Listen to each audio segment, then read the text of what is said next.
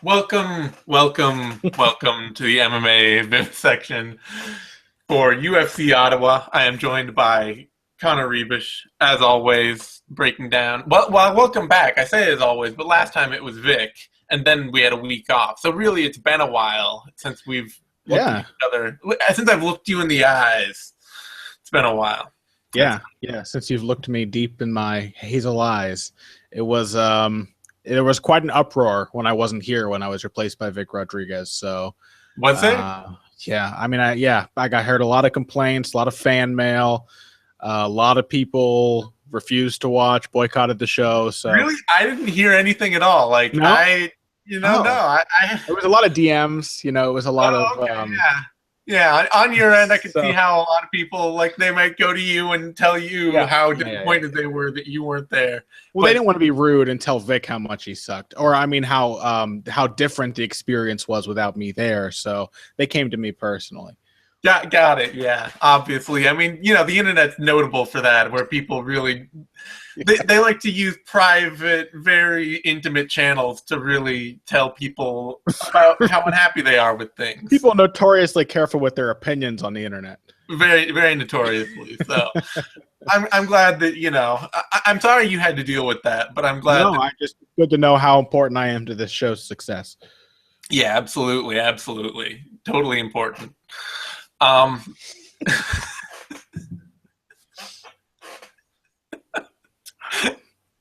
Thank you for not spitting all over yourself right there. I had to contain it. All right. So we're here to talk about this UFC Ottawa card, which is one of these cards that if you're a hardcore, if you're not a hardcore fan, if you're a casual fan, it's basically a 2-fight card. If you are a hardcore fan, it's one of those cards that is probably top to bottom really difficult to pick and should offer up a lot of entertaining, fun fights. Yeah, I think I would advise anyone who is inexplicably watching the show and doesn't consider themselves to be a fairly hardcore fan to if you have nothing else to do on a Saturday night, watch this event, because even if you don't know who these guys are, you will learn the names of some up-and-coming fighters, and you will probably watch a lot of very well-matched and exciting fights. We could talk more about the matchmaking going into the main event and even the co-main event later. Some of it's a little questionable, but all of it is definitely geared towards really good competitive action. So the whole card from top to bottom, I expect to be really fun. Yeah, I mean, every fight, too, has at least one person in it that is really focused on finishing, which means that even if their opponent isn't necessarily the most focused fighter in the world, you're either going to get that they're going to have to do a lot of controlling in order to keep the fight where they want it, because they're going to be getting attacked relentlessly, which is great. You don't get, say, last weekend's Tom Breeze Sean Strickland fight, where you have two fighters who are relatively okay grinding out slow decisions.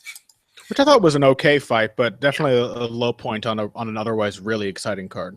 Yeah. So there's not too much of that on this card. I don't expect many staring contests. Mm-hmm. Opening up then, on that note, on Fight Pass, we've got flyweight bout Ali Bagautinov versus Jean Herrera. I think it's John, I believe. Or Jean Herrera, that's right. It's Jean, but it's John, whatever. He wants to call it John, it's John. But John Herrera, Ali Bagautinov. Connor, take it away. This is a good flyweight fight. It's one of those ones where I'm curious about the decision going into it. Why match a guy like John Herrera up against Ali Bagautinov? Not that I don't think he can win. I think he's very talented, and he is absolutely the kind of fighter we talk about when we talk about rapid improvements from one fight to the next. For a young and relatively inexperienced fighter, the development in striking between his debut and that fight with Joby Sanchez was pretty dramatic. It wasn't an easy fight with Joby Sanchez, but Sanchez is a very crafty young fighter in his own right. Throws a lot of volume, moves a lot. Not the kind of guy that most fighters would have an easy time timing with counters, and Herrera did a really good job clipping him on the way in that fight. When he was forced to lead, he did get caught. His defense has not yet caught up to his offense as far as boxing is concerned, though he has made dramatic improvements in his striking. I think that's going to be a big flaw for him against Bagautinov, who isn't going to play the kind of game Sanchez did, kind of feeling compelled to keep the volume up. Bagautinov kind of likes to hang back himself and time counters. I think it, being the less experienced fighter, Herrera will feel compelled to come forward, either looking for takedowns or throwing strikes. And I think that Bagautinov will probably be able to clip him coming in and land the harder, cleaner shots. And then you also have the fact that Bagautinov is likely the better wrestler than Herrera. And even aside from that, Herrera only went for one takedown in that fight with Joby Sanchez, which is kind of surprising because the dynamic submission grappling is kind of his thing. Maybe he lost confidence in it when Ray Borg out-grappled him, but that's Ray Borg. Against a guy like Joby Sanchez, you'd think he'd be trying to pursue that takedown a little more fervently, and he only looked for it once. So even if he does go for it, Bagautinov should be able to stop it, and the chances are unfortunately high that he won't go for it often enough, which means that he'll be on the feet with a more experienced and more powerful striker. So I like Bagautinov by TKO late in the fight.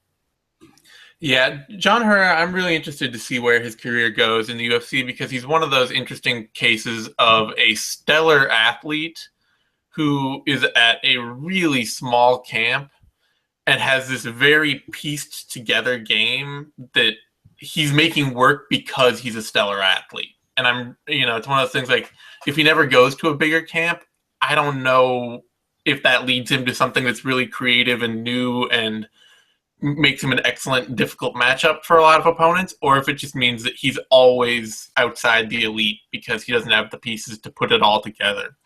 Like, he's basically a really good, powerful... He's a clean, powerful boxer without a deep combination game, and a really good, exciting grappler without a control game and without a wrestling game. Yeah, and you improve all of his skills by like one tier and give him wrestling, and he's Wilson Hayes. Yeah, exactly. So against Ali Bagautinov, like you say, the fact that he's not great at leading, especially in combination, really sets him up to be right in Bagatinov's wheelhouse, sets him up to get taken down, sets him up to get hit by hard counters. And Bagatinov's tough as hell and has been around, he's experienced enough to know how to stay safe and to keep the fight at the pace that he wants it to be at. And, even against Joe B, he was just a hair off Joe B in that fight. Like, he lost, but it wasn't just like he got dominated. He just lost. Yeah. And I don't see Herrera being ready for that. And I think that Bagautinov will probably take a pretty, if not easy decision, a clear one. If they do tangle on the ground, you mentioned before we began the show that the crafty grapplers have been the ones screwing us on our picks lately. Yeah. Whether because they win unexpectedly or lose unexpectedly. If they do tangle on the ground, Bagautinov is a good submission grappler, but Herrera is very, very tricky and very quick. His athleticism really comes into play there. So I could see that being cause for an upset. But I'm kind of feeling like more of a rinse and repeat strategy with the takedowns will be Bagatinov's tack. Yeah, I feel like I trust Bagautinov to exert control on the ground. That's the thing. And because I think that he'll be leading the takedown game however it happens, I feel like he's going to be continually in position to get that control. But yeah, Herrera is an excellent athlete, and he goes for weird stuff. Like, he'll roll for footlocks, he'll roll for knee bars, he'll do all sorts of crafty, weird stuff that other fighters don't do. So he could change things up on Bagautinov and make it tricky. I don't trust that. I don't feel like that's a trustable avenue. Yeah, flyweight's a tough place. We're going to talk about this later with Ronda Marcos's fight, but this division is very shallow, but the water is very choppy. There's not a lot of people to fight, but the top of the division is full of really good fighters. And so it's very difficult for guys like John. Like, speaking of Joby Sanchez, he had to fight Wilson Hayes in his debut. Yep. Which is insane. He's way too inexperienced for that. And then he had to fight another top prospect in Herrera in just his third fight. And so Herrera came off, and Herrera fought Ray Borg before that. Bagautinov has lost two in a row because he fought the champion and then the guy who very well could be the champion if Mighty Mouse wasn't around. So it's just a tough division a tough place to find forgiving matchmaking. Yeah, it's like strawweight. It's a division with a lot of talent that the UFC has only picked a few select fighters out of so far. Yeah. And so you just have like 30 incredibly good fighters that everybody has to face to go through. Yes. So it makes for a very tough division to rise through. Odds on that fight, Bagautinov is the favorite, -249 to -275. John Herrera, the underdog, +235 down to +190 or 185. I don't really have any problem with that at all. Me either. Brings us to our second fight pass fight: Colby Covington versus Jonathan Munier. And man, like, I don't know. I have some big questions about Munier's chances in the UFC long term. Mm-hmm. He's kind of I wrote up in my preview when he got signed that he reminds me of Julia Budd in that he came with this amateur kickboxing background and is known as a striker. But when it actually comes to MMA, he's really only seems very comfortable as a top control wrestle grappler. And I think that especially on short notice against Colby Covington, that's just like you're basically saying, okay, I have to have takedown and top positions on Colby Covington in order to beat him. And that doesn't seem terribly likely to me. Yeah, I think the fact that he goes pretty relentlessly for finishes, he is a dynamic... He's a better finisher.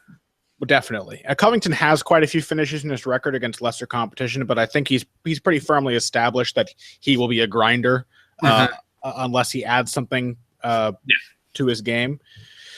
He'll be a grinder against elite competition, like he was against Mike Pyle. To his credit, he pursues the takedown with a pretty unparalleled determination. There are not many guys who will go that fervently for takedown after takedown, and he gets a lot of them, and he's very good, and he makes you work really hard to get back to your feet, and he seems to have the stamina to do that for at least 15 minutes, which is a good thing for him. So I do think that gives him the edge, but that's always a tough style to maintain, and at the top of a division, especially a dangerous division like welterweight with a lot of really powerful athletic fighters, because it means you have to fight. You either have to develop finishing ability or you have to fight a lot of very close to perfect fights.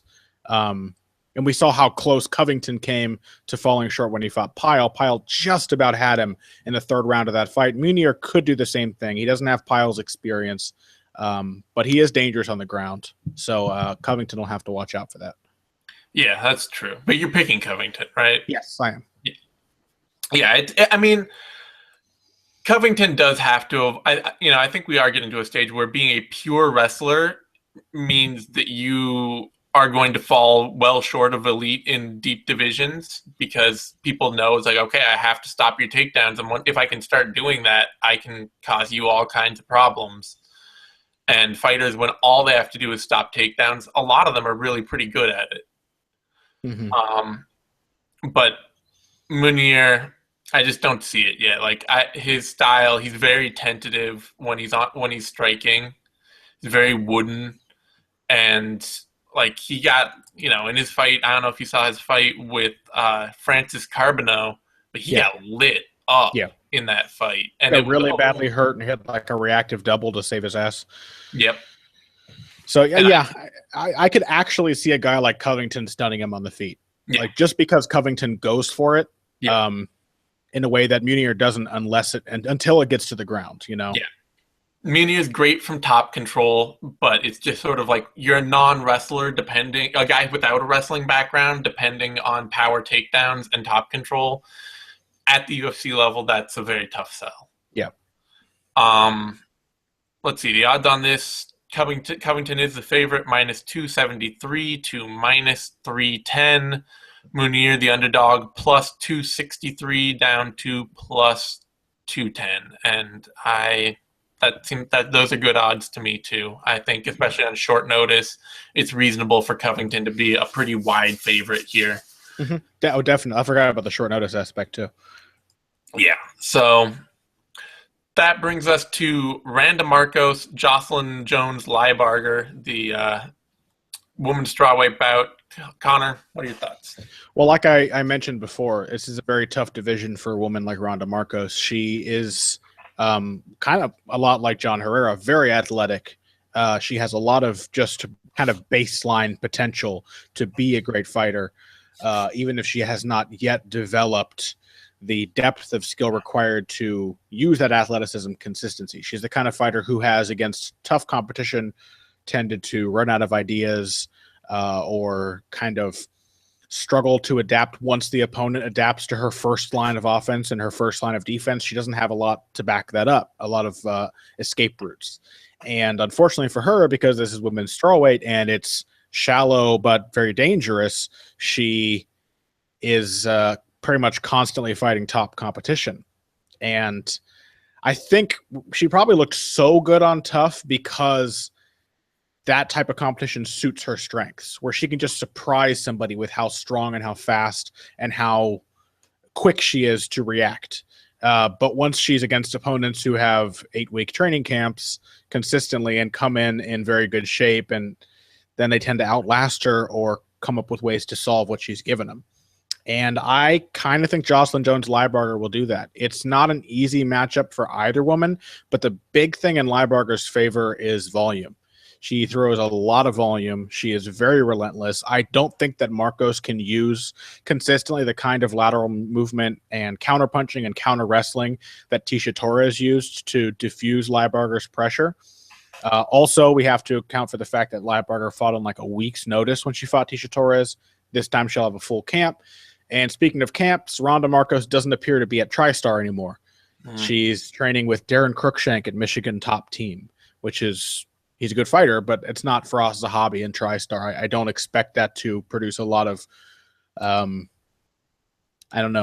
unexpected, surprising developments for a young fighter. And she's already 30. She's not young, but she's inexperienced. So I think Liebarger, being also herself quite athletic, being tireless, being a snappier puncher than most of the women Marcos has faced, and throwing a lot, is going to have the better chance of winning the rounds, though I can definitely see this being a very close split decision kind of fight where it really just depends on how the judges see who landed the better shots. Yeah, I really do think that Marcos has one of the better offensive takedown games in her division. Like, she's one of the few women who really gets low in on a takedown and will cut angles as she's taking them down, somebody down. But she's also very hyper offensive focused in her wrestling and just in general. So that she, not only does she have great takedowns, but she can be taken down pretty easily. And that could be a problem. Liebarger, she also does not have great takedown defense. So she's going to have to figure out a way to solve that in this fight. I do expect that to improve. It's a thing that the MMA lab teaches very well, based on a lot of even their more journeyman fighters tend to be very difficult to take down and control. Yeah, so I do expect her to improve that as well, but it's still something that's hanging out over her in this fight. But yeah, I think that Liebarger, like you say, the volume aspect and her cardio, the ability for her to fight incredibly hard for 15 minutes, and you know that in the third round, just like in the Torres fight too, she's going to still be in there, still throwing and still doing everything she can to win rounds. You can say she didn't do a great job of adjusting, but you also can't really knock the fact that she was still trying her damnedest to knock Torres out in the third round of that fight after getting shit kicked pretty badly for the first 2 rounds. Yeah, and Marcos does not have the potent volume offense that Torres does. She may hit harder, but it's much less regular. She's the kind of person who's going to land a big overhand and turn that into a takedown and then try and work you over from there. But but it's not going to be the same kind of consistent pressure boxing output that Torres will put up. So I think there's more room for Liebarger. She's a pretty big strawweight too, so I don't know that Marcos's power is going to count for quite as much. And yeah, I think Marcos is a lot like Angela Hill, just a very talented, athletic fighter who is getting thrown in. It's just going to keep meeting tough fights in a shallow division and may end up outside of it because of it and do really well outside of it and come back. Yeah, I'm excited to see Angela Hill get a few more wins under her belt, maybe another year or two, and then return. Marcos might benefit from going the same route. Yeah, they're both fighters that have a lot of the athletic tools to be elite talent and just not a lot of the seasoning. Yep. Odds on that, Liebarger is the underdog, plus 169 down to plus 140. Randa Marcos is the favorite, minus 175 down to minus 200. Yeah, I definitely.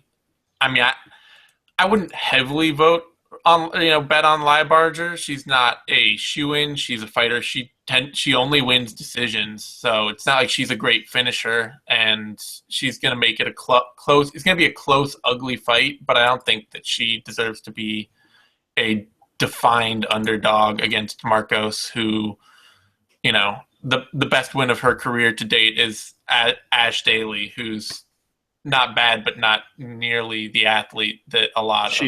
Like Aisling Daly is basically as far as you can get from Randa Marcos' athleticism while still being a top 15 strawweight.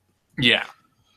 So I really think that Liebarger is a lot better match athletically for Marcos while still presenting a lot of the same, well-rounded technical game that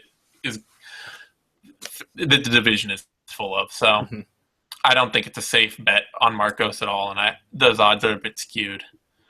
That brings us to the Fight Pass headliner, Elias Theodorou versus Sam Alvey. This is a great fight. It's hard not to be a little biased going into this, honestly, because I really like Elias a lot, and he's pretty universally been a pretty awesome guy. So there's some of that bias just leaking into this for me. But it does feel like a bit of a, I don't know. It's a crossroads fight for Sam Alvey, and it's a instant chance to reprove himself for Theodorou, because Theodorou does have the look and feel of a potential top prospect at middleweight, but against Thiago Santos, that was really kind of like the first step backwards. Like, are you going to get sucked into this morass of middleweight mediocrity because you just don't have the technical game to easily separate yourself from the division? And I think that, Alvey's obviously, he's much less athletic than either Santos or Theodorou. But he's got so many of those middleweight standby traits of just being stupid tough and hitting really hard and being really unrelenting in a way that just is kind of like, there are so many fighters. It's a Dan Kelly thing where it's just like, you're not really good enough to hang around in here.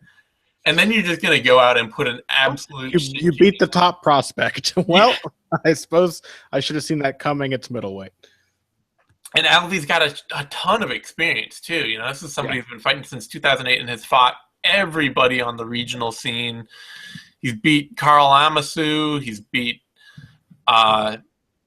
Dylan Andrews and Dan Kelly and Cesar Ferreira, and he's also fallen short to a bunch of people, to guys like Gerald Mearshart and Vitor Viana. It's not he doesn't win all the big fights, but he doesn't lose them all either. And I don't know. I feel like I can trust Theodorou to press his physical advantages in this fight. He seems like a smart fighter who's really dedicated to improving where he needs to improve. And I think that Alvey does not present any of the technical problems that Thiago Santos presented, where suddenly Theodorou could not press his physical advantages and could not stay safe at range for even a minute. Alvey does not have that high of an output. He's much more capable of being physically overwhelmed. So I feel like the avenue for Teodoro to take him down and work him over on the ground is there. But there's always that chance that Teodoro gets caught doing something stupid and flashy on the outside and just gets cracked really hard. And from there, the whole fight goes downhill. So I'm picking Teodoro, but it's middleweight. So it's one of a pair of two true outcome fights on this card, as far as I see it.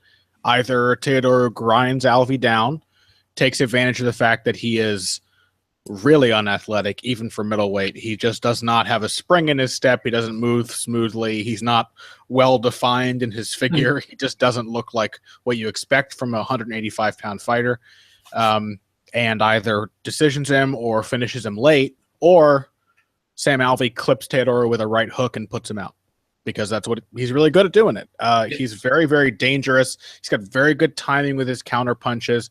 He can throw them from pretty much any off-balance position and still put enough torque into it, just using his arm, it seems, to take a guy's head off. And so he remains dangerous no matter what you do. I think the fact that Teodoro uses a lot of kicks, the fact that he wrestles, not that Alvey's a bad defensive wrestler, he trains at Team Quest, but he's not great there, I think, just because he's not very athletic. And Teodoro is. So the kicks, the wrestling, those are things that Alvey has struggled with in the past that I think will help Teodoro. I always struggle to pick a guy who's really their one chance is to just hurt the other person really badly enough that they can finish them. And I tend to favor guys who can throw a lot of volume and keep up output for 3 rounds. Teodoro did slow pretty badly in that Thiago Santos fight. Some of that must have to do with the fact that Santos is battering his body with knees and kicks, something that Alvey doesn't do nearly as much. But it'll be an interesting look at Teodoro's game as it continues to evolve, to see if he can add more technique, if he's still going to be these kind of Aljamain Sterling-esque, crazy, flashy, and inefficient striker, or if he's going to add a new layer to that to kind of blend it with his wrestling and his very good ground and pound and clinch fighting. So I like Teodoro. I share your reservations because I know Sam Alvey's dangerous. I'm a big fan of both guys, so I would be both bummed and happy to see either result. Both very likable guys, and it's my favorite division, so I'm going to be looking forward to this one. Yeah, I think, Alvey, or Teodoro rather, the comparison, I really like the comparison to Aljamain Sterling in that as well. I think they're fighters who show great cardio as long as the fight is where they want it. As long as they're in control, their cardio is perfectly tuned to their fight that they want. But when that, it's like they could go in there and hit the bag at that pace in the gym all day. But if you make them uncomfortable, it starts to be like thoughts of, holy shit, my style's really inefficient. I shouldn't be throwing so many kicks and flipping around and hopping around the ring so crazily. Yeah, and they start to get tired when they can't implement the game they want. Then they start to get tired because they have to work against their own style. Because then there's an added layer of anxiety. They're not controlling when they use all of this inefficiency. They are being forced to use it to react suddenly to what the opponent's doing, and it starts to really drain them.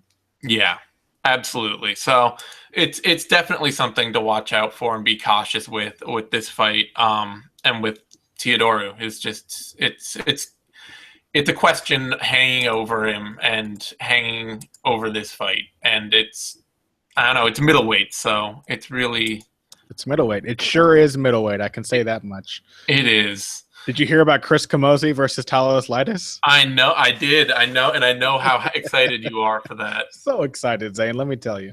So excited.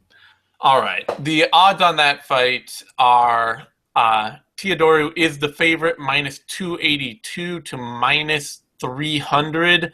Sam Alvey, the underdog, +257 to +220, or 215 rather.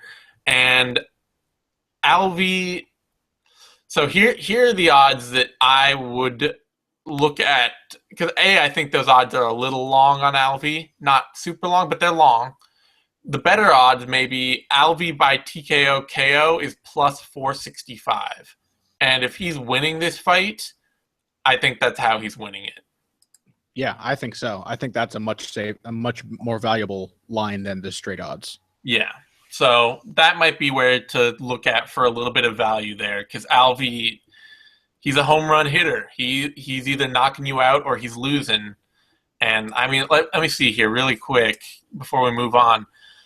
How many decisions?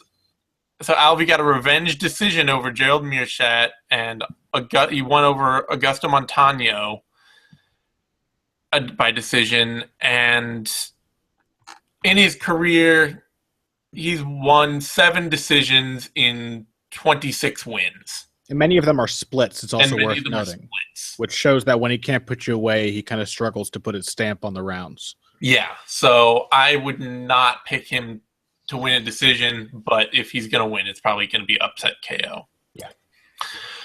And the odds being as long as they are doesn't make a bet on Teodoro really any value at all. So that's the other side of it.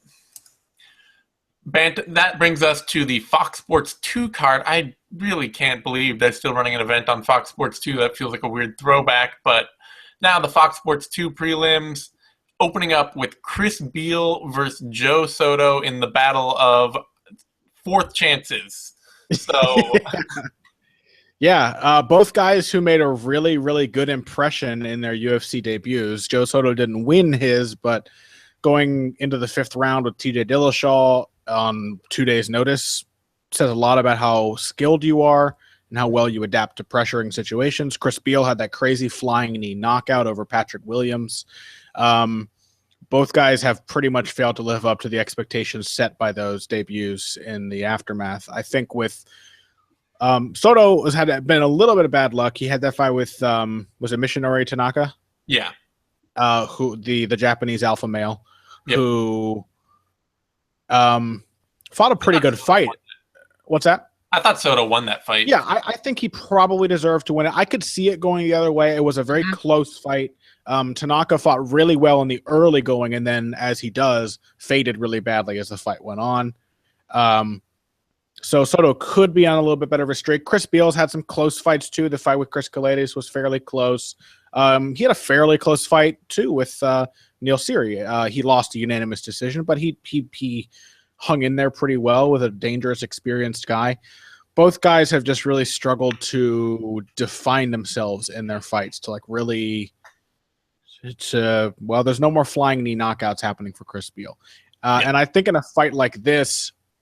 The fact that Joe Soto is just a little more of a consistent type of fighter, that he throws straighter punches in higher volume and moves and circles a little more. He's more of a round winner, I think, by nature than Chris Beal is. Chris Beal could do to him what Mishinori Tanaka did. He could box with him. He could wrestle with him. He could mix the two, take advantage of the fact that Soto is complacent off of his back. But Beal... makes bafflingly bad decisions in fights sometimes. He will absolutely accept whatever kind of fight his opponent wants to force on him. He will just stand in front of a guy trying to make him miss without throwing back counter punches for like 30 seconds, a full minute at a time. Sometimes I just don't know where his head's at. I think he may be one of those guys who he's so athletic that he struggles to learn things the way other fighters do. He struggles to see the importance of consistency, where Joe Soto is the kind of guy who has that. So I picked Joe Soto by decision here. Yeah, I mean, Beal's also, he's one of those people who's kind of, maybe to his own detriment, been misconstrued. Like, you saw him on Tough, and he's always sort of marketed as a boxer. He comes from a boxing background. He's worked at a boxing gym. And he's a really terrible boxer. He's okay, but he's a better wrestler. He's not a good boxer. He's not. I'm sorry, but he's good at throwing one punch. Yeah, okay. But he's a very poor combination striker who does not move his head at all when he's throwing. Like, he's just straight up and down, and gets super robotic when he starts to combination strike. He has the slightly more evolved version of the Shogun dance where he will move his head pretty well if he's not attacking. Yeah. And he can actually evade unlike Shogun, he can actually evade something when you attack him. but it's nowhere to be seen when he's actually in the pocket exchanging. Rashad Evans syndrome. Rashad Evans, yes, absolutely. And it's where he's been best consistently over his career is at hitting a big athletic takedown, and then he's kind of a blanket. Like, he's not a great submission artist. He's not a great ground and pound guy. He just is like, I'm going to hit a big takedown and then lay in your guard, and that's what I do best. And that's really hard to get away with at lighter weight classes where people tend to be good at scrambling. They tend to be good at creating offense. And yeah, I mean, Joe Soto, like, I just don't see, Beal doesn't have the deeper technical game that Tanaka has been developing. Mm-hmm. He's not showing that same nuance in his game. Tanaka is one of those fighters who he's got these weird limitations to his game, but he's a pretty nuanced, developing athlete. Yeah, and still very young. It's hard to remember. He's only 26 years old. Whereas Beal is just, it's like you've got a couple of tools and you've got this great athleticism that you can rely on to make some of those tools work for you off and on. But yeah, they don't lead to winning many rounds. If your output is throwing one strike at a time and then hitting a power takedown and not following it up with any offense, it's really hard to convince people that you have won rounds because of that. Yeah, and it kind of worked for Tanaka. Like, he kind of did that. But again, Tanaka came into that fight with Joe Soto, even if he started to gas and he didn't execute perfectly, he knew exactly what he wanted to do to neutralize Joe Soto. He knew he wanted to stay too far away and leap in. He knew he wanted to put him on his back and hold him there and not get caught up in submissions. And Beal, I don't know that Chris Beal has ever come into a fight knowing exactly what he needs to do or being fit to stick to the game plan he knows he needs. Yeah, Joe Soto is just in a battle of guys that you can't trust. I feel like I can at least trust Joe Soto to work to win rounds better. That said, I said the same fucking thing about Sarah McMahon versus Jessica I. I felt like I could trust Jessica I to at least kind of keep the output high. Just to be scrappy? Just to be scrappy. And she threw like 5 punches in an entire fight. And I felt so dumb. Do you remember when Sarah McMahon asked really politely for a title shot after that fight? Yes, I do remember that. It was my favorite thing. It wasn't even like, she might get it, I don't care, but I just love that she just said, and I would also like a title shot. Like, all right, Sarah. Somebody told her, I know you're nice and sweet and polite, but you have to ask for it if you want it. And she just did it her way. It's like that viral thing going around about the grandma who writes please and thank you before Googling everything. I don't think I've seen that. Like, somebody saw their grandma's like Google search history. It was like, please, can you convert 1 cup to ounces? Thank you. That is Sarah McMahon. Yeah. Someday Sarah McMahon will be thanking search engines for sacrificing their precious time to help her find what she needs. Anyway, Beal is the favorite here, minus 110 to minus 130, and Joe Soto plus 108 down. Yeah, so plus 108 down to minus 120. So these are pretty even odds, but frankly, if you can get Soto at underdog odds at plus 108, that feels like it's worth some change. Yeah, I think the fact that Soto is so hurtable kind of worries me, and so it makes me. I feel like I would want to see slightly longer odds if I were going to put a small bet on this one. It's true. It's true. I'm trying to like give people hope and interest. But it should be a really fun fight, by the way.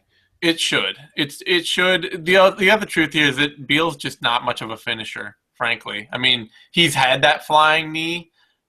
But over his career, he's had 3 stoppage wins in his whole career, and everything else has been decisions and split decisions. So it's worth noting too that Joe Soto has undeniably fought the higher level of competition. Beal's fought good guys, Neil Seary, Chris Kalides. Those are not bad fighters, but T.J. Dillashaw and Anthony Bierchak and Mishinori Tanaka are all very solid either up-and-comers or established dangerous fighters. So he also has an early career win over Wilson Hayes. Yeah. So, it's a tough fight to pick because Soto is one of those dudes. He's a quadruple A fighter, and I don't even know that Beal is necessarily a quadruple A fighter. Beal's just wildly inconsistent. Yeah. So, all right, that brings us to Tamden McCrory versus Christoph Jotko. And is it me? Yeah, it is you. It is me. All right. This is an interesting fight because Jotko is sneaky good and has gotten much better, and McCrory is just good. McCrory is just good and fearsome and looks like your accountant, but fights way, way, way better than your accountant. You don't know my accountant, Zane, okay? Don't talk out of school. But, like what he just horsed Josh Saman around the cage, frankly. I mean, that was a pretty controlled beating, and Saman's a good fighter. Obviously we have some Saman bias going on, but I do think Josh is probably kicking himself a little for engaging in the wrestling battle so willingly with Tamden. Yeah, but even still, that's also just who Josh is. Like he's very much he's a 3-stage fighter. He needs to be able to strike, wrestle, and grapple with opponents to beat them. And McCrory not only did McCrory have a technical grappling advantage, but he had a major strength advantage. Yeah, he's got that weird wiry strength. He does. He's got some of that freaky brute strength that it does not look like he should have at all, but he was tossing Saman around in there. When they hooked up physically, he was very obviously more powerful.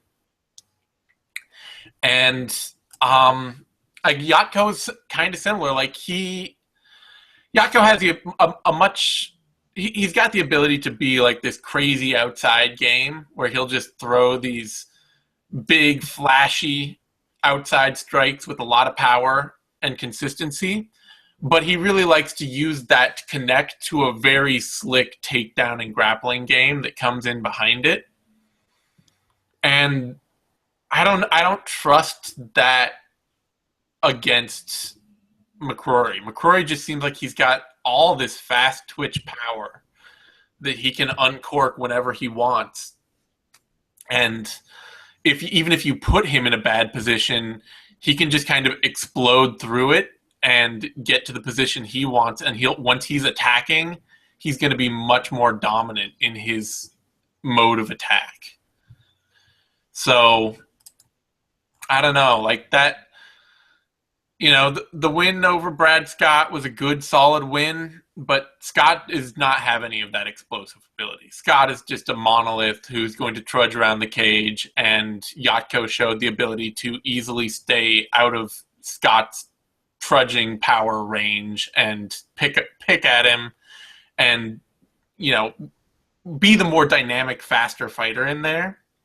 But I don't think that is the kind of plan that works against McCrory, and I think that it's going to end up being much more of fighting McCrory's fight and letting McCrory get in on the kind of grappling battles that he wants and that he can win. Well, the big improvement for Tamden McCrory since his retirement at 23 years old. Not even retirement. If you've read the interviews with him, he's just kind of like, I just kind of went away for a while. A semi-retirement, a hiatus. He took a hiatus from MMA.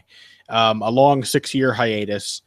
And the big improvement for him in that time is that he has really, really focused on his jiu-jitsu. His grappling is a lot better. If you recall, he was the guy who, I think it may have been in the Pete Spratt fight, where Joe Rogan was saying, and he just went to an Eddie Bravo seminar and thinks it's improved his game a lot.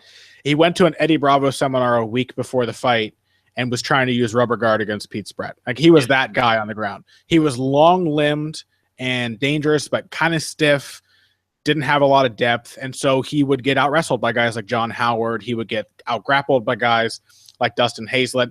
And then I still suspect that some of the striking problems he had may still be a problem. He got kind of outstruck by Dustin Hazlett. Not a thing you definitely want to be on your resume. No. I think with McCrory, the thing is he's a very long and tall guy. He tends to fight guys who are almost, as a rule, smaller than him, and they think they need to close the distance. And that's a dangerous thing against McCrory. He's a much better tall fighter than he is a long fighter. He is really, really dangerous as a combination puncher. He counter punches well. He's got a hard right hand that he will throw and then follow up with looping hooks and uppercuts. He will follow your head wherever it goes as he's knocking it around like a pinball. But at range, and again, we haven't seen a lot of this because he got 3 rounds of grappling with Saman and he knocked out and submitted in seconds his 2 opponents prior to that after like 1 exchange each. So we don't know what his range striking looks like, but the way it was back in the day, he was a little less comfortable at range. And I kind of like the fact that Krzysztof Jotko is the small fighter who fights from a really long distance. He's very quick and very light in his feet. The pieces of his striking game don't necessarily seem like they should fit together, but he knows how to transition from one movement to the next, from one strike to the next. He likes his weird reverse elbows, his long straight lefts, his body kicks, oblique kicks, and weird stuff that he likes to try. But he moves well. The Brad Scott fight, the one big thing is that against a guy who is a fairly slow-footed fighter, he got the chance to show that he has improved his cage craft. Yep. He's not as willing to sit on the cage with his back to the fence. He is more willing to make the guy hesitate or sting him with a shot and then use the opportunity to take an angle and either continue attacking or escape. I think that's going to be to his advantage against McCrory. I think if he denies McCrory the mid-range boxing, unless, I mean, and it remains possible that McCrory has really sharpened up his range boxing and can comfortably kickbox with a guy at arm's length, he definitely has the reach to do it. So it's very possible. But based on what I've seen from him in the past, I'm going to assume, because I've seen a lot of range striking from Jotko, that he has the edge there. And as big and strong as he is, McCrory's still not a great wrestler.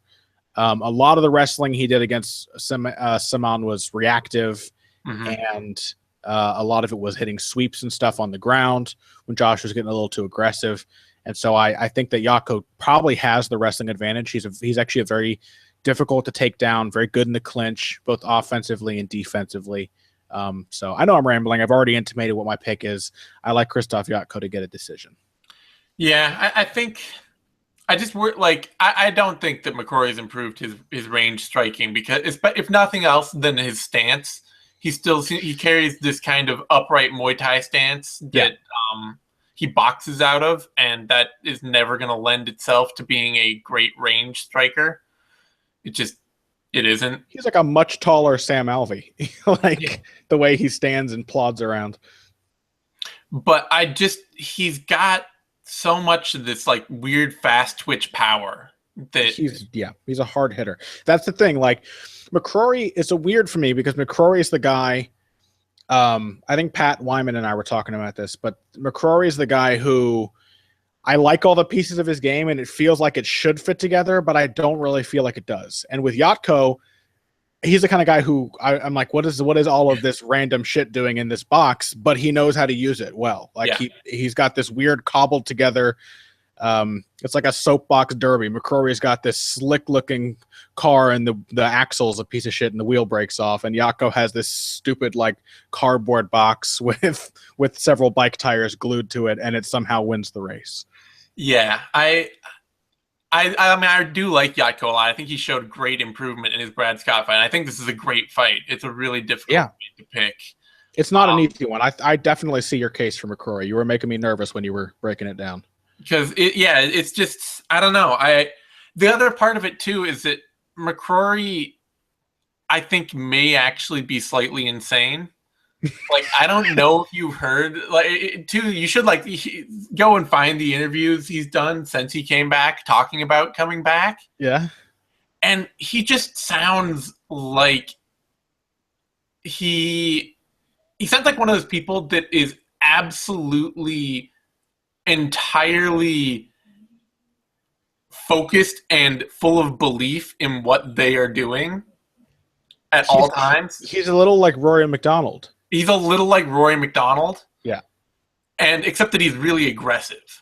unlike Rory MacDonald. Yeah, but in the same, like, mentally, he does not come from this like tough living background that makes you like fight your way out. He's just like a sort of clinical, soft-spoken guy who really enjoys having tough fights for almost for no reason. Yeah, and like I listening to him talk, like, and watching him in that Saman fight too, like, there is no way at any moment in any fight that Tamden McCrory is going to quit the fight. Like, yeah, he definitely is unbreakably aggressive and filled with the belief that he can get through any situation. Yeah. And it makes him really great at taking the opportunities that he gets, because he's always, you can be on top of him and wailing away on him, and all he's waiting for is that one moment where he can explode out, and then he'll be on top of you, and he will be doing everything he can to break you, because the only thing going through his mind is, I get 1 second, I get one fraction of a second, and I'm going to break this dude. Mm-hmm. And that's kind of like, I don't know, that kind of mentality with the power he's shown, it makes him a very scary fighter. Mm-hmm. So I got to go with McCrory. I do think that there's a case, like, I do think that you're right that Jotko is showing himself to be the better developing, put together fighter, but it's middleweight, and I can't go against Tamden at this point. Can't go against the Barn Cat. I'm happy the Barn Cat is back. I have no complaints about that. I'm very happy to continue to see him fight. McCrory is the favorite, -215 to -250. Krzysztof Jotko, the underdog, +196 down to +175. I mean, that's not bad odds on Jotko. As somebody with McCrory's very kind of potentially robotic, inefficient range, or just non-existent range game, if Jotko can play this dynamic outside striking style that just picks at McCrory for round after round and hits takedowns and then immediately backs out of them, then there's no reason that he can't stay ahead of McCrory and win. Let's see. Jotko by decision. Jotko wins by... It's +246, so not a ton better. But if he's going to win, go with just 196 straight bet. Those aren't bad odds. I think that's actually a pretty decent bet. It's McCrory's got so many finishing instincts. It's just hard for me to see Jotko staying safe enough for the dangers. You could balance a Jotko bet you could hedge it with McCrory inside the distance. Yeah. It's sort of like what are the odds there on McCrory inside the distance? He's sort of a little, obviously much less, not the same grappler, but it's sort of like the Fabricio Verdum conundrum, where it's like +125, +125 for McCrory inside the distance. So yeah, +125 on that, +196 on Jotko straight. That might hedge you either way. I don't know. Let's see. That brings us to light heavyweight. Misha Cirkunov versus Ion Cutelaba. I'm going to assume I'm pronouncing that right because I don't know Romanian, and I think it's Ion, like Jan with an E. Oh, okay. Ion Cutelaba. Ion, yeah, I think so. That's what I heard the announcer say in one of his fights. That sounds right. Versus Misha Cirkunov, and I believe it's Take it away, Connor. They are doing a decent job of developing Misha Cirkunov. He's not super young. He does have potential, and he is inexperienced. And so they're bringing in dangerous guys with holes in their games that he can fight, which I think is a very smart way, surprisingly. And in the process, they're adding some solid guys to the light heavyweight division. I think Alex Nicholson, the last guy he fought, going down to middleweight now. Okay.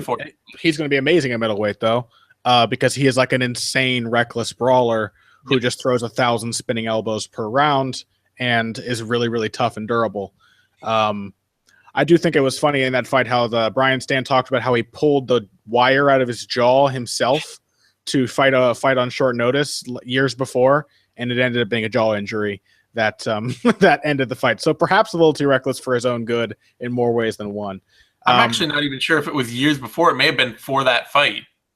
Oh God, I hope not. If he was talking about like he didn't want his jaw to get like he tapped because he didn't want his jaw to get injured. Oh, okay, yeah. I thought he did get injured. He was holding him when he got submitted, so it was close. Yeah.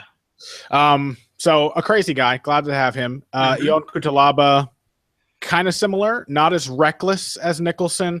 Little more technical. He's got very fast hands, very powerful punches. He has some of the Carlos Condit thing going on where he can wrestle, but not when he's boxing. So he will get taken down when he's throwing punches. It happens a lot with him. He's very susceptible to being caught off balance when he's actually engaging. But once he's put on his back or once he's in a scramble, he counters pretty well. And he's actually very dangerous from top position. His striking is pretty menacing. He does a good job of floating on top of his opponents. Finish where he used ground and pound to set up a mounted omoplata or like a topside omoplata on an opponent. Of course, his level of competition's not been that great.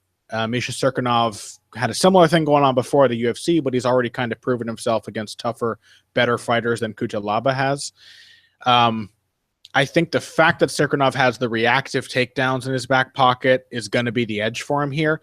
But I have questions about both guys' stamina that kind of worry me about them going forward. Cirkunov has looked pretty tired by the ends of both of his first two UFC fights, one of which ended in the first round, and one of which the Nicholson fight ended shortly into the second round, and he has looked pretty gassed going into, the 6th minute of his fighting time both times.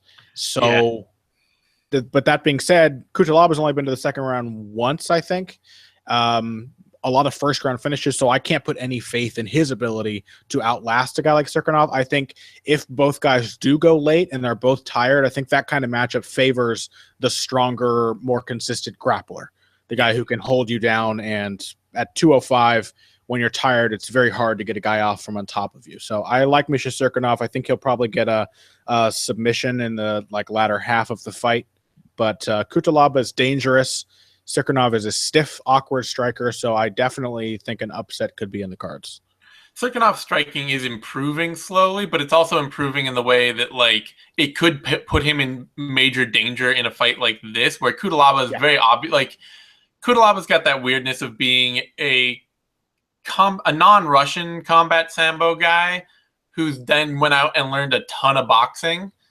And so because, his MMA scene is less developed than the Russian one, his sambo doesn't translate as well, which is why you see this weird, funky, collected wrestling, grappling weirdness that goes on where it's some really athletic stuff that seems functional mixed in with a bunch of stuff that's just really terrible and awkward. Yeah, very risky. And he's otherwise spent a lot of time at boxing gyms learning to box and use his hands. And it could make, if Cirkunov seems more dedicated in the UFC to working on his striking, okay, I'm going to try and strike with this, in this fight and make this happen. It could put him at risk in a fight like this one against Cutelaba, who's much more technical than Nicholson with his hands and has a much better chance of just slipping inside and landing a big bomb under Cirkunov. But that said, Cirkunov, it does seem otherwise set up for Cutelaba comes in with a wild pressuring attack. Cirkunov hits a reactive takedown, and from there on, it's just straight into Cirkunov's world where he can flow around Cutelaba at will and twist something off. Yeah. I am glad to see them picking up as many guys as they can, because the thing too with light heavyweight is that there's not really, you can talk about their records aren't that good or whatever, but there's not really any such thing as a well-tested light heavyweight rising outside the UFC. There are two. There's Mikhail Mukhnatkin, and then they got Abdul Karim Edilov, and that's about it. Everybody else, you're just going to get whatever fights are around on whatever circuit you're on. If you're an American, you're coming up like Nicholson, or you're coming up like Corey Anderson. And it's not like they got tested, or Jonathan Wilson. It's not like any of these guys got tested before they went to the UFC. Yeah. Just give them. It's gonna just make it like middleweight. Just bring in tough guys. Like there are plenty of tough guys who weigh 205 pounds out there. There aren't a ton of super athletes or really skilled fighters, but there's plenty of guys who have found ways to just make their durability and toughness count. So they need to do what they're doing with heavyweight, and what they've been doing with heavyweight, which is just go out and get a class of guys. Go out and sign 10, 12 guys over the next 6 months and see what happens. Mm-hmm. Doesn't really matter who they are. Just try and inject some new talent. It'll work out in unexpected ways, too. Like Francis Ngannou looked really, really good in his sophomore fight in a way that I could not have predicted based on his regional fights. No. And, I still think that there's chances that some of the other guys they've gotten, like Blades and some of those guys, play out in big ways as they continue their careers. It's just if only they'd match them better. Poor Blades and Jargis Danho. The UFC are – We've talked about this too many times, so we'll just So I think that Cirkunov is the right pick. The style matchup seems made for him, but it's interesting as he continues to test and develop his striking. Light heavyweight is a really tough place to try and as we've seen with Cummins, Patrick Cummins trying to I'm going to test my striking against Little Nog and try and be less of a aggressive wrestler. It's like, dude, no. It's light heavyweight, the operative word being heavyweight. The guys are big and they hit hard, so it's not easy to play around. And it's not that you can't be like John Herrera and go in there and find a guy like Joby Sanchez who's he's going to outstrike me, but he doesn't hit that hard, so I can afford to take a few. You just can't afford to take that many in this place. Nope. So Cirkunov is the favorite, minus 181 up to minus 220. Cutelaba is the underdog, plus 175 down to plus 160. I'm fine with that. It's under 200 odds and under. That seems right for me in these kind of fights. And Cirkunov is a deserved favorite. And that brings us to the prelims main event. Jason Saggo, Leandro Silva. Is it me or you? Sorry. It's you. A year ago, I would have picked Jason Saggo here. Before that Efrain Escudero fight for Leandro Silva, I would have picked Jason Saggo. But now that Silva is at ATT, and he seems to be a pretty coachable guy, which is great because a super athletic guy who's very coachable is a serious prospect indeed. He has made some serious strategic improvements. He's always been a guy who hits pretty hard. He's very explosive. He moves quickly. He can do a lot of different things with what seems like very little practice. He could just pull things off. And he's very strong and tall. He's big and powerful in the clinch and on the ground. And he's got a jiu-jitsu game to back all that up. So a guy who basically just was too athletic for his own good, everything was so easy for him that he couldn't put together game plans. He couldn't put together a process to win rounds. And that Efrain Escudero fight, I have a lot of respect for the game of Efrain Escudero. He's not the cleanest, most technical fighter, but he's very gritty, and he has a lot of different ways to make you uncomfortable. And he almost succeeded in bringing out the old Leandro Silva when he put Silva on his back in that second round, and Silva was complacently playing guard. He got back to his corner, and the ATT guys, I think it was Mike Brown and Dabata, is that the name of their jiu-jitsu guy who's usually in the corner? It's something like that. I actually have it here. Let's see. Damata? Okay. Whatever you say, I'm going to agree to that. It's Marcos Damata. That's the handsome jiu-jitsu guy in the ATT corners. And they said to him, you do not play on the ground, you fight the takedowns, and you throw volume on the feet. And he did it. He kept his back off the fence. He threw combinations. He countered and led, and he stuffed the takedowns and only stayed in the clinch long enough to keep Escudero from getting in on his hips. It was a beautiful adjustment, and that's not anything that Leandro Silva has been capable of doing in the past. And a guy like Jason Saggo, he is not developed enough as a boxer to hang with that kind of striking on the feet. He's got a weird kind of clunky kick-based game. He's really dogged on the ground, and he's very skilled. Probably skilled enough to out jiu-jitsu Silva, but he's just not complete enough as a fighter to beat that version of Leandro Silva. I don't think so. So really me picking Silva is just based on his improvements and the fact that if he is that coachable, the chances that he can continue to make those kinds of improvements going forward. Yeah, this is interesting because I do think that Saggo has made some improvements, and like he just pretty much schooled Justin Salas very expectedly. Yeah. In his return, but at the same time, like saying that he's not developed enough as a boxer is kind of an understatement. Like he just doesn't punch at all. Yeah. Unless he's landing ground and pound. If he's standing and striking, like you can. It's so funny because, like I remember I even said before that Salas fight, it's like, okay, so now what you'll watch with Jason Saggo is he's going to throw 3 or 4 feint punches and then he'll kick, and that's all. Like it'll always be feints. His hands will never actually leave to throw a full strike. They are going to be feint, and then throw kick.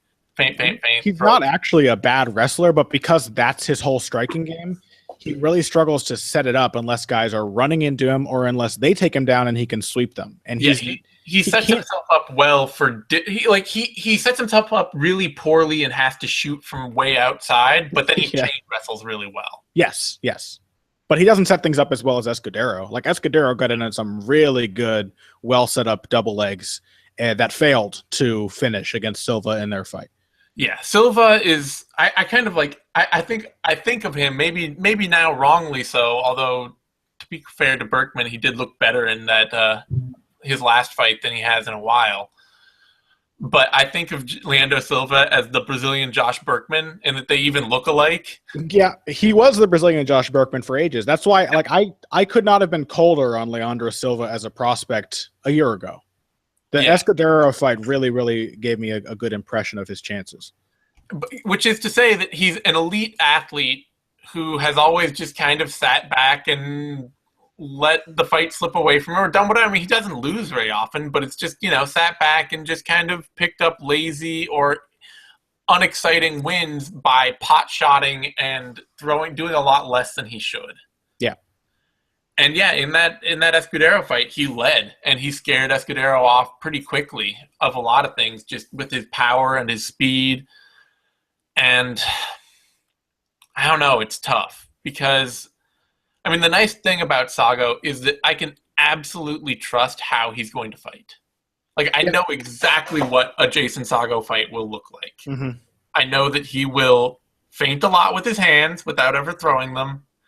He will throw some good kicks, solid, hard kicks to the legs and then occasionally to the body. And then he will duck in for distance takedowns that are very unlikely to work and chain them into ones that do. And once he's on the ground, he's a very good grappler. Yeah. And he's very good at sweeping. He's very good at being aggressive when he needs to and being aggressive without giving up positions. Mm-hmm. Like, he actually has really good controlled aggressive grappling. He's not right. So all those things together make me feel like he's got a really good shot here. But the thing we saw in his Paul Felder fight was that he can just be out-athleted.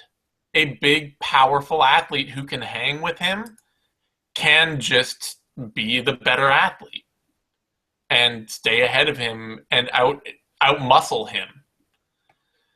And that does feel like Leandro Silva right now. I think I came into this feeling much more like I was going to pick Saggo because I can trust him. I can trust his game. I know what it looks like.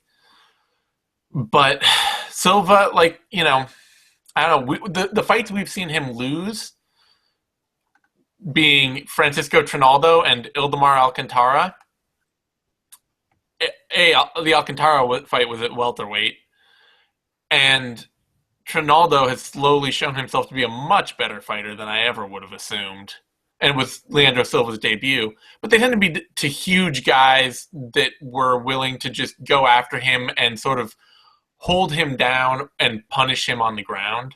And just make the fight exhausting for him on the mat. Or press him against the cage. Or press him against the cage with their physicality.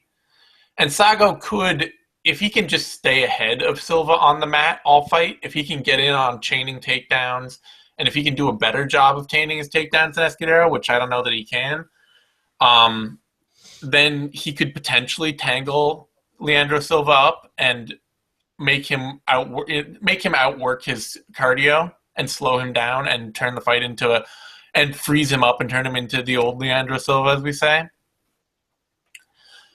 But I don't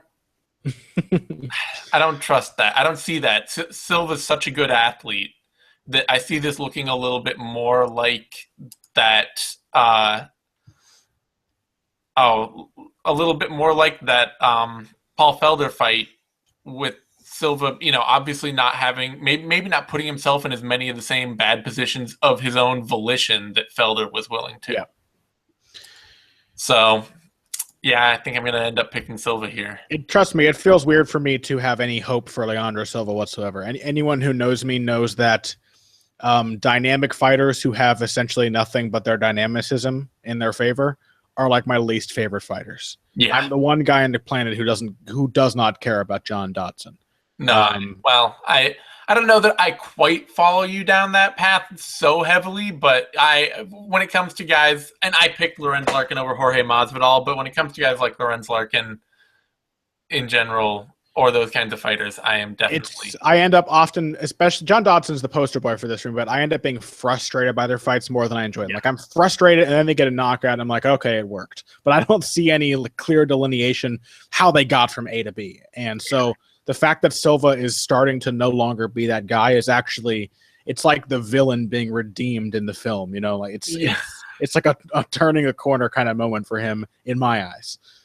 All right. So on that note, Saggo is the favorite -190 to -220. Leandro Silva, the underdog, +174 to +155. I think that Silva's worth just a straight underdog pick there. I don't think there's any guessing exactly how this fight plays out. Saggo does have a great submission game. He's less athletic. Silva is not a dynamic finisher. Silva is a dynamic fighter, but he does not tend to finish. He does not tend to land in the kind of volume that finishes fights. But showing more control as he has means that he may be more likely to win rounds. But I think just a straight underdog pick there makes some sense. Saggo, certainly off a win over Justin Salas, does not deserve to be a decided favorite. And Silva could definitely be a better finisher going forward because he has that athleticism. He has the power. He's just used to throw like one strike a minute. Yeah. So Silva could be a better finisher going forward. And Saggo has shown himself to be a good finisher, which is a big mark in his favor. Like if he wins, he tends to finish, whether it's TKO or submission on the ground. If he can outwork Silva there, he's likely to finish him. But Silva's also been really hard to finish. He's never been finished. So, there are a lot of things in both men's favor. I would not pick Saggo off of wins over Justin Salas and Josh Shockley, who Salas was coming off years of injury himself. And Shockley was well below par for the athletic threshold in the UFC. So they're really not the kind of thing that should be building up Saggo as a favorite in this fight. Mm-hmm. That brings us to the main card on Fox Sports 1 now, and a women's flyweight bout, the first of its kind in the UFC. Hopefully not the last of its kind, between Valérie Létourneau and Joanne Calderwood. And this if ever there's a crossroads fight, Joanne Calderwood is at it. Yes. This is a major crossroads fight for her because she is now training with TriStar Gym, I believe, right? Yeah, pretty full time, I think. Yeah, she's made the switch to TriStar, which is great because I honestly do believe that Calderwood is a fighter who thrives off of her environment. When she was happy at Dinky Ninjas and when that was a really good, friendly camp for her, she was fighting the best in her career. She looked excellent. And it seems like as things started to go wrong, not only, did she fight a better class of fighter and when she got to the UFC and have more trouble with a better class of fighter, but she just looked like she was not in the fight. She did not look prepared. She didn't look like she believed in herself. Yeah, she didn't look like she believed in herself. I think she has to have the environment around her. She has to be. She's one of those fighters like Tanya Evinger and Misha Tate talking about Tanya Evinger, who like her environment is key to her success. You know, if she's happy and things are going good for her in her life, she fights well. If she's not happy, she does not fight well. So I'm interested to see what this TriStar move does for her. Are you saying you hope to see Joanne Calderwood vomit and then kiss the female interviewer after the fight is up? Yes, absolutely. But I hope to see her turn up and fight hard, because anything less than that and Létourneau is going to beat 7 shades of shit out of her. And even if she does turn up and fight hard, there's a very good chance she loses this fight, because Calderwood, for all of her technical prowess in specific areas as an offensive fighter, and her technical creativity, that's really what it is. Her technical creativity as an offensive fighter, she lacks a lot of she lacks a lot of defensive tools. Yes. And she lacks a lot of the consistency and athleticism to regularly compete against top-end talent. And Valérie Létourneau, she lacks the depth, the technical creativity. She lacks the creativity and the depth, but she more than makes up for it in power and aggression and athleticism and all of the basic fighter tools that fighters tend to need to succeed. And if Calderwood shows up with anything less than all that creativity, Létourneau is just going to run over her. So I've got to pick Létourneau no matter what. But I'm hoping, at least, even if Calderwood does lose, I'm hoping to see a highly competitive loss in which she really puts it all out there. And that would even just that would give me a lot more faith in her ability going forward to be a continually high-end competitor. Because you don't want her to be this kind of glass cannon who, like, if she loses, it's devastating, and she gets completely mollywopped. You want her to be able to have a competitive loss. Yeah, I wanted her to be a top-end action fighter. I don't expect her to ever be an elite championship competitor at this point, because I think we've seen some of the athletic holes in her game where better athletes, even really untrained better athletes, can hang with her and give her a tough fight. Yeah. That was definitely the case with Courtney Casey. Imagine how that fight might have gone if Courtney Casey hadn't just pulled guard over and over again. That's kind of what I'm looking at right in front of me, is imagining that. So right, right. That's, and that's why I want to see Calderwood be this really good high-end, a high-end action fighter who doesn't necessarily compete for a belt, but is always good for a great action fight in the UFC. Yeah. Anyway, go for it. Okay, well, I also am glad that this is happening at flyweight. I really hope that this initiates. I know they don't have any plans for it at the moment. They haven't said anything about it, but I really hope this initiates the beginning of a flyweight division. I know it will drain bantamweight, but bantamweight sucks already, so I'm not too worried about it. And I think flyweight has a potential to be a good division. All the women who are too big for strawweight, which is very talent-rich, and all the women who are too small for bantamweight could look much better at flyweight.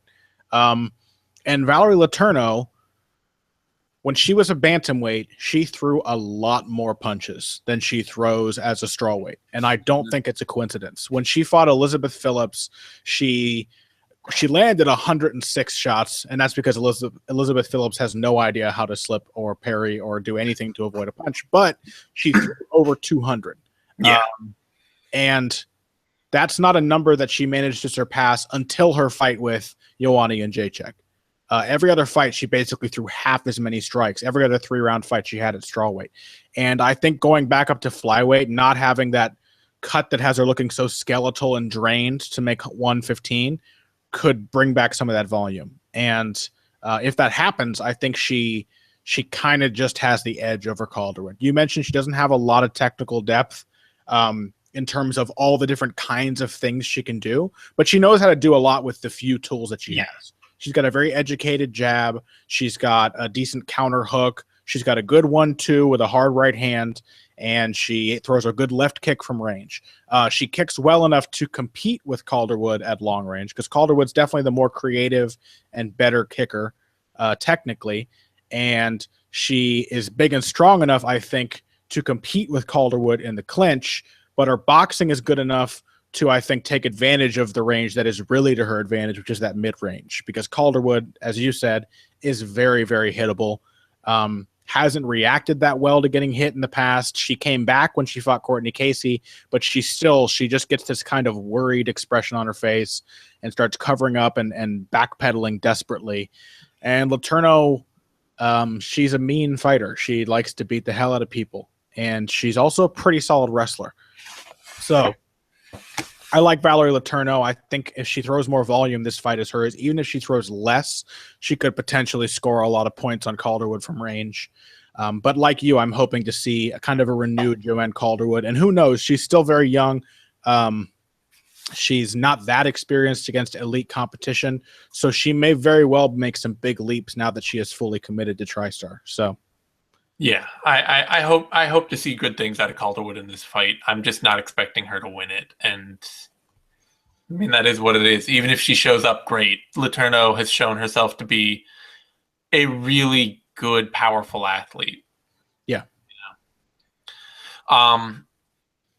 Létourneau is the favorite, minus 170 minus 167 up to minus 189.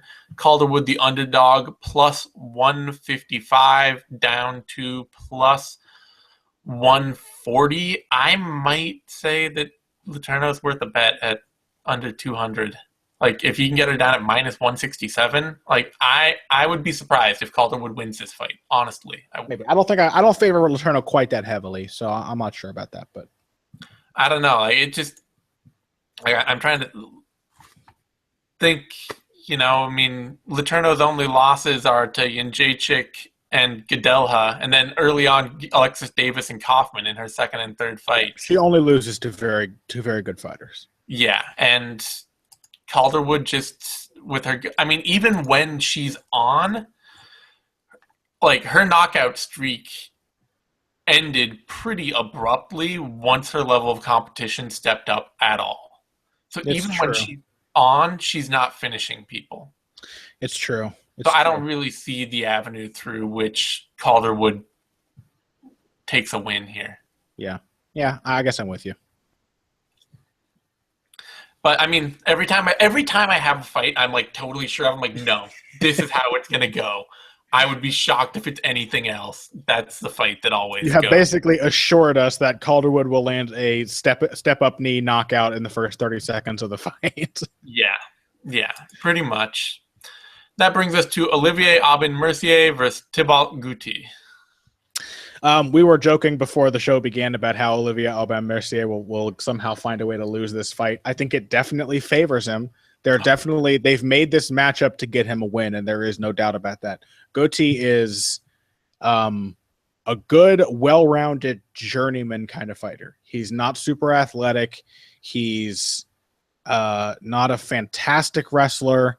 He's an okay striker, but very hittable. He's just kind of an all-rounder who can beat guys who aren't that good.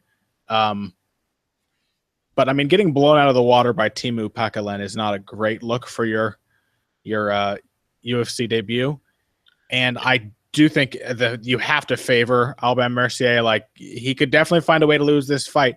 But I actually think he comported himself fairly well in that fight with Carlos Diego Ferreira. Ferreira was really, really tough. He had made some serious improvements of his own. And Aubin-Mercier, to his credit, he was not winning any significant chunk of that fight, but he never stopped trying and did keep finding ways to score on Ferreira before Ferreira would adjust again. So I think he has that in his favor. Again, he's a TriStar guy, so he's got a good camp behind him that I do expect him to continue improving. So this is one of the easier ones to pick. You have to pick Olivier Aubin-Mercier, but yes, I could see him randomly getting knocked out or something because that happens to guys like him. Well, it's a lightweight version of Cirkunov versus Cutelaba. Sure. And the difference being that at lightweight, unlike light heavyweight, you can afford to play a lot more of the boxing game, and you can afford to take a lot more of those chances. So that chance of the one punch KO is much lower, because Gouti, like, he really is, you know, maybe this is just me, but I think he also comes from a boxing background. Like, that's where he spent the majority of his time, is honing his boxing skill, and his boxing isn't bad. No, but it's just not deep enough to be like a major threat. Like, you can't be just a boxer at he's one of those kinds of boxers that is probably badly missing the 8-ounce gloves too. Or the 10-ounce gloves, because his defense is not that great. He's quite upright and quite hittable. Yeah. And it just seems like it's tailor-made for Aubin-Mercier to slide in, get a great takedown, teleport to his back, and choke him out. Yeah. Like, the fight seems pretty cut and dried that way. But like I say, crafty grapplers have a way of being wildly disappointing at times, or wildly overperforming. Like, you just never... they're the guys who either gut out that random win that you thought they had no chance at, or who just totally crap all over everything the moment you thought they had a sure thing in their hands. So I would heavily favor him here, but who knows? Aubin-Mercier is the decided favorite, minus 345 down to minus 450. Up to minus 450 rather. Gouti is the underdog, plus 336 down to plus 260. I'm getting my ups and downs mixed up. That's fine by me. Yeah. No problems with that. That brings us to another light heavyweight bout, and also very hard to pick one. Steve Bossé versus Sean O'Connell. As you know, I have been probably the last person to lead the Sean O'Connell technical fan club. In the past shows, I have been a little hard on Sean, and I feel bad about that, because I don't dislike him. I like pretty much every fighter. I think fans maybe some of our viewers get the idea that I'm like really negative on fighters and really think that they're all terrible, because I tend to focus on being critical. But I really like almost every fighter. Like, it's hard for me to think of a fighter that I won't enjoy watching for one reason or another. Sean O'Connell in particular is an easy guy to like. Yeah, he really is. He's fun. He always has like some fun gimmick for weigh-ins. He seems like a nice dude. His fights are always entertaining, whether he's getting his head knocked off or winning a scrappy, grindy decision. Yep. And he has every chance to beat Steve Bossé here. O'Connell is basically, he lives on his chin, and he is endlessly aggressive.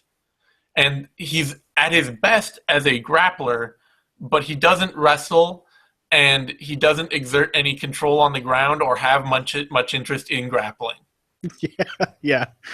He mostly just wants to press forward and brawl with you in the pocket. Because of that, and because he has a really terrible habit of throwing both hands at the same time and then leading with his face while throwing both hands at the same time, I have to pick him to get knocked out by Steve Bossé, who at least has the sense to kind of stay at range, pick his moment, and put everything into one single strike. And man, does Sean O'Connell provide opportunities to be hit by a big single counter shot. Yeah, I have to pick Bossé here, but if O'Connell can make not even slip, but make Bossé miss that single strike, and then turn this into like a dirty boxing match where he's just throwing whatever he can at Bossé over and over again, he has every chance to knock Bossé out. I'm just not going to pick him to do it, so I'm picking Steve Bossé. Yeah, Teodoro versus Alvey was the first one. This is the second true outcome fight on the card.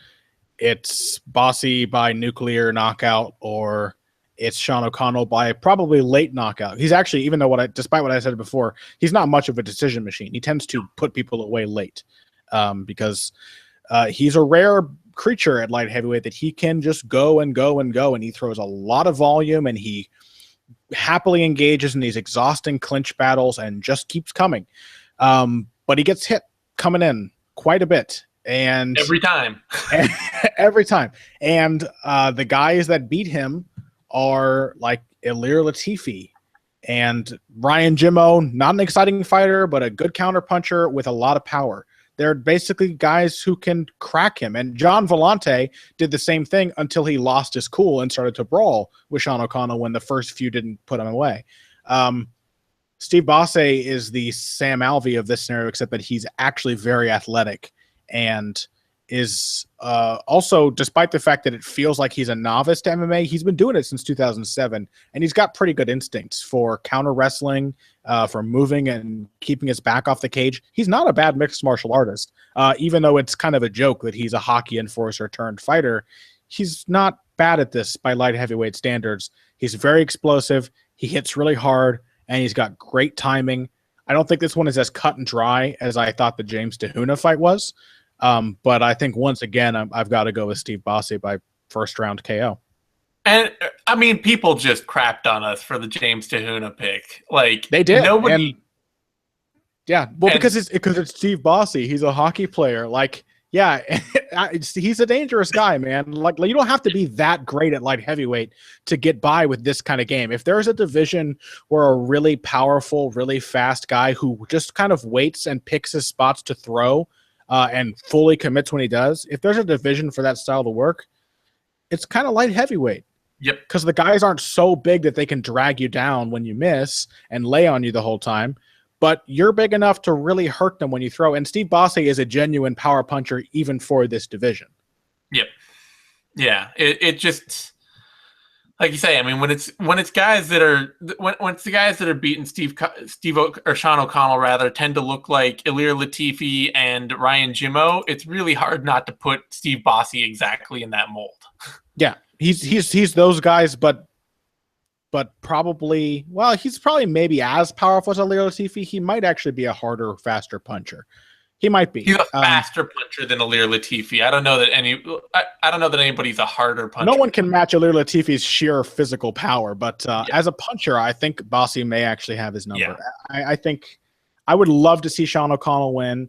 I'm a big fan of his and his. What I believe he has a series of Left Behind-esque, like religious urban fantasy novels. Yeah, I'm a big fan. So I love everything that Sean O'Connell does, except him getting knocked out. But unfortunately, I think that's what's going to happen. All right. The odds on this fight, Steve Bossé is the favorite, minus 146 up to minus 175. Sean O'Connell, the underdog, plus 138 down to plus 120. And let's see, Bossé by KO, TKO is plus 100. So it's plus odds. That's a bet. That's a bet. Definitely. That brings us to the co-main event, Donald Cerrone, Patrick Cote. And I believe it's your turn to think so. This one makes me nervous. I think this is a much tougher matchup to call than it seems like when you first look at it. If you forget that these guys are not from the same division and look at the matchup based on the kind of fighters they've beaten and what their performances have looked like, it's like, oh, yeah, it's Donald Cerrone. He's the perennial contender. Oh, yeah, wait, he's fighting at welterweight now, and Patrick Cote debuted as a light heavyweight and was still a pretty thick middleweight and is definitely a very powerful welterweight. I think Cote was advertised as a big puncher for a long time in a way he couldn't necessarily back up. Some of that was because I think he had some of the Jeremy Stevens thing going on where he was not as good a finisher as he was a knockdown artist. Wait. Are you suggesting that Patrick Cote was cursed by power? Cursed by power. Yeah, pretty much. No, I just think he was he was a guy who very clearly he packed a punch, but he didn't really know how to technically follow up and put guys away. Right, cursed by power. But now he's blessed by it. At welterweight, his power is translated very well, and now it's coupled with a much more technical, just like a bare bones meat and potatoes MMA game. He wrestles pretty well. Not great takedown defense still, but in the clinch, he's very strong. He can throw short punches there. He's a lot lighter on his feet than he used to be, and he knows how to set up his right hand with the jab. He does it pretty well, actually. So, and he's still a really hard low kicker. So he has a lot of things going for him that are just basic old school shit that still works well. And you add that power and that size advantage, and I think he might prove to be a tough matchup for Donald Cerrone. Cerrone he's a tall lightweight, but he's not a very thickly muscled fighter. That's why he's fought so many short notice fights. He's never had to cut much weight. Yeah. And Cote he's a big guy. He's obviously shorter in height and in reach, but he is going to look the much broader man in the cage come Saturday night. And I can see Cerrone getting into that clinch and realizing how much stronger Cote is. And I can see him walking into a counterpunch because Cote likes to hang back and let guys engage and then swing away at their chin. And it's not what it once was, but he's still one of the most durable guys in this division. He's very hard to put away. And Cerrone, definitely tough, can definitely recover, but he's still a slow starter. So I'm going to pick Donald Cerrone. I think his kicking game is going to be the real edge for him here. His kicking and his wrestling. I think he's a better offensive wrestler. It's been a really good ace up his sleeve for the past few years since he started to develop that aspect of his game. So if need be, he can grapple with Cote. Though, as Cote showed against Ben Saunders, his jiu-jitsu is old school, but it does still work, and he's not to be disrespected on the ground. But Cerrone is the better submission grappler. And Cerrone with the front kicks and the leg kicks, I think he's got an edge at the long range just because of his length. But I definitely see a strong chance of an upset here. Yeah. There are a few things. There's a strong chance Cote upsets Cerrone, because especially too, like I was watching Cerrone's fight with not Charles Oliveira, but Alex Oliveira. And there were still early in that fight, Cerrone was kicking outside and Oliveira threw a 2 or 3 punch combo at Cerrone, and Cerrone was still just straight back, head on line, backing up like that. It's just if Cote is any more clinical at all or dedicated, there's a chance that he just clips Cerrone doing that. And he's not going to make silly novice mistakes on the ground the way that Oliveira does either. Yeah, but the thing that has me picking Cerrone here, honestly, was I was watching Cote's fight with Saunders, and honestly, Saunders had really most of his way with the early part of that fight. Just picking Cote off at range, throwing kicks, staying active. And then Saunders made this mistake of getting in the clinch where not only was he a lot less strong than Cote, but he was just a lot less athletic.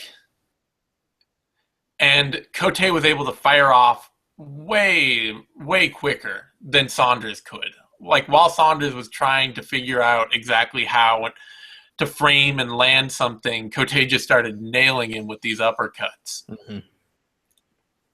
And Cerrone is going to be the less strong fighter than Cote, but he's not going to be less athletic. He's not wildly slower. And watching, too, his fight with Oliveira, where he was framing Oliveira in a very similar way in the clinch, Cerrone does a much better job understanding when he can't make something work. And when he can't make something work, how to adjust it and how to get out and how to do something else. Saunders tends to be a very I'm going to key in on this and I need to do it and I'm going to make sure I do it and I'm going to work to do it for the next round. He doesn't tend to adjust when he has an idea of what he wants to do. Mm-hmm. And Cerrone is not that guy. Cerrone is a much better fighter at saying, okay, I'm going to pick this, and is this not working? Okay, well, I'm going to start work on this now instead. He got into the clinch with Oliveira, and he was trying to frame and land knees, and he couldn't, and he just immediately backed out and reset and worked on something else. And I think that he can do that. I think that will allow him to keep safe enough against Cote to pick him off at range, and that he can get the takedowns because Cote is still just not a very good defensive wrestler. If he's able, and Cerrone's become a much better wrestler, and he's a much quicker trigger grappler than Saunders is. He's a much more explosive, aggressive grappler than a lot of fighters are, and than he gets credit for. Like, Cerrone is just a very good power aggressive grappler. Yeah. And it is worth noting that Cote has been beating up old guys at the ends of their careers for the most part. Saunders is starting to fall into that category. Berkman, Riggs, Noak, Bobby Volker. These are not guys who are like at the peaks of their powers. And Cerrone probably has enough wear and tear to be on the downslide now, but he also hit a far higher peak in terms of relevance than any of those guys ever have. Exactly. That's kind of part of it too, is that I feel like Cote is competing well with and using his veteran savvy to gut out and find opportunities to win against other veterans who are kind of sliding. And Cerrone may be starting to slide, but he's got a lot further to slide, and I don't think that he gives Cote the opportunity to find those same openings, at least not once he gets going. I mean, maybe Cote just comes out and wrecks him early. Cote's kind of a slow starter, too, though. He doesn't tend to, be not anymore. He doesn't tend to come out brawling from the first bell. Yeah. So.